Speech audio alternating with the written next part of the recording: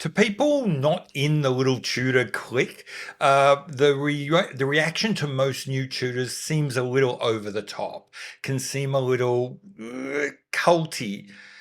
Funnily enough, when the new Pelagos FXD GMT came out, and I was expecting that same sort of cult-like sort of cheering, what we got was something much more ambivalent from the normal Tudor bros, which I found interesting because, or maybe unsurprising in retrospect, because personally I thought this was the most exciting Tudor release in perhaps ever. So let's talk about that after the intro.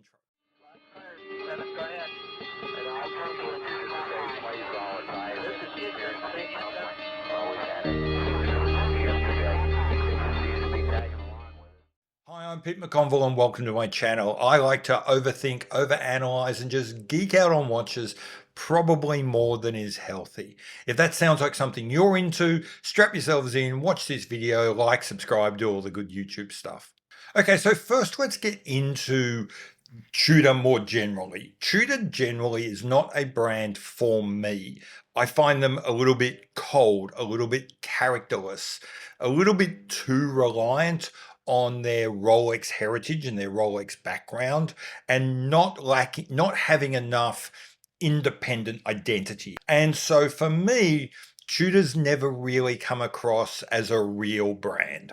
But I have to recognize that within the watch collecting geekdom, I am unusual. The Tudor is a remarkably popular brand and has a lot of really sort of, how do I think it, really enthusiastic adherents. And so I think given that Tudor's never really been a brand for me, but it has always been really popular, it's probably not surprising that the very things that are causing disquiet for the normal Tudor bros are actually the things that excite me. So let's get into what those things are. So I think the first thing that's upsetting a lot of Tudor people is the Lume color / photina. And the uncertainty of what we're going to call that, is it Lume color or is it photina, goes to the heart of why I think a lot of Tudor bros aren't entirely in love with this watch. Because you see, if you look at most people that are heavily into Tudor, these are people who regard themselves as sensible, rational, tool watch oriented folk. They often refer to the Tudor, their brand, as the brand that Rolex used to be before Rolex went all luxury. And so when a watch comes up like this with colored lume on a clearly contemporary and forward-looking watch, it's confusing, it's ambiguous. Is this photina or is this just colored lume? We're not sure. It's not entirely clear. And Tudor has not generally been a brand for people who like that kind of ambiguous space. Likewise, the color of the lume not being, crystal white and sort of blending with the NATO strap, and also the NATO strap carrying the French Navy emblem, kind of again feeds into a place where the rational, sensible, honest to goodness, middle of the road, salt of the earth kind of Tudor buyer feels uncomfortable. We're getting away from kind of straight down the line tool watch. We're getting into story and cosplay and a lot of places where Tudor has kind of steered clear of over the last couple of years, which again is something I absolutely love. Cosplay, story, narrative, and this little bit of ambiguity. I absolutely love that about this watch design overall and the lume and so forth. But I suspect a lot of Tudor people are really quite unsettled by it. Which brings me then to the next reason why I think a lot of Tudor folk are very uncomfortable, particularly with this Pelagos GMT that they've got. And I've carefully left out the word fixed there, or FXD. Tudor bros love themselves a bracelet. If you look at the Tudor website, virtually every watch is shown on a bracelet. Commonly, the band, a rubber band or some other kind of band, is thrown in as a completely valueless extra, as a steak knives kind of thing. Whereas with the FXD, bracelets are out and you are definitely stuck with wearing a fabric band of some sort. And again, I think a lot of people have been desperately hanging out for some kind of Pelagos GMT or Tudor GMT watches.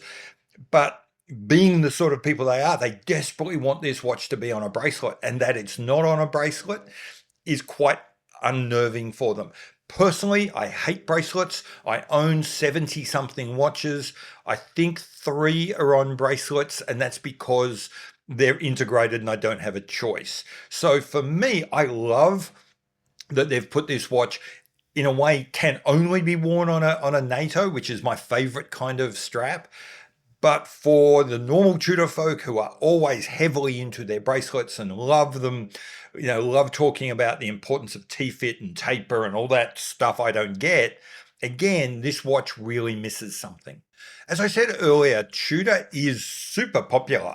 Not my brand, but it's super popular in the enthusiast space. There is no denying that. One of the big trends within the enthusiast space recently has been making smaller watches.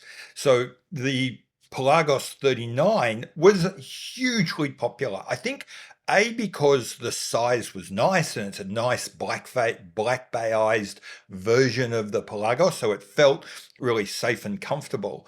But also it really was on nose, on point for the trend. So it was clearly talking to the enthusiast that wants to be with the cool kids and wants to have a small watch. Having this watch come out in a 42 feels weird. It's not on point with the enthusiast cool kids. It's not something that all the people that like to think of themselves as at the forefront of trendiness in the enthusiast group necessarily would want. They feel a bit uncomfortable with Tudor not following that enthusiast playbook. Personally, I've got a bigger wrist. I've got an 8-inch wrist. The watch I'm wearing now is on an integrated bracelet, and I have used every possible link I've got in there, and watch doesn't come with micro adjust, but it doesn't matter because I need every bit of space I can get. And so for me, 42 is a great size. Personally, I would have loved it to be like the equivalent Breitling Night Mission and being a 44, but we can't have everything. Which brings us to the fourth and final reason why I think a lot of the Tudor folk don't feel entirely comfortable with the Pelagos FXD GMT. And that is that in some ways, this watch represents a continued departure from the kind of watch Tudor has been making and that the Tudor bros have really got into. When Tudor was relaunched in 2002, it tried 2 parallel paths. One was very backwards looking retro style watches that really lent very heavily on a Rolex theme. The other side was the North Flag and the Fast Rider, very contemporary forward looking watches, and the Pelagos was in that group as well. History has shown the retro Rolex kind of revival side did amazingly well.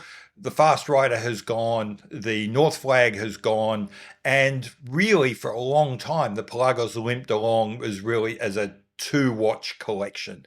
And I think the Tudor folk were really happy with that. They had locked in on their Black Bay retro Rolex revival idea. That's who they were. That's where they felt comfortable. They were okay with the idea of the Pelagos. They liked the Pelagos, but as long as it stuck within a very narrow lane of basically pure modern diver. The fact that the Pelagos line has been growing and growing in strange ways that don't reflect the kind of core Tudor values that you got from a Black Bay or even say the Pelagos 39, but is now growing weirdly and going into areas that the Black Bay would never have dreamed of. I love for the first time, I'm beginning to really see an aspect of Tudor that is Tudor, that is not kind of a watered down version of some other brand.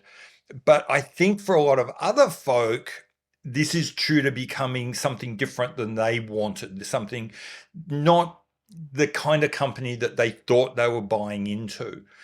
Which then asks the obvious question that I'll round this video out on. Will I actually buy this? Will this be the Tudor that gets me over the edge and collecting that brand? It could, but I don't think so right now. Really two reasons. One, I've already got the Breitling Avenger Night Mission GMT, and these watches really overlap. I'm not going to try and get into which watch is better or worse. I don't collect that way, but really, I'm not going to sell the Breitling. And if I did buy the Tudor, they would basically be two versions of the same watch.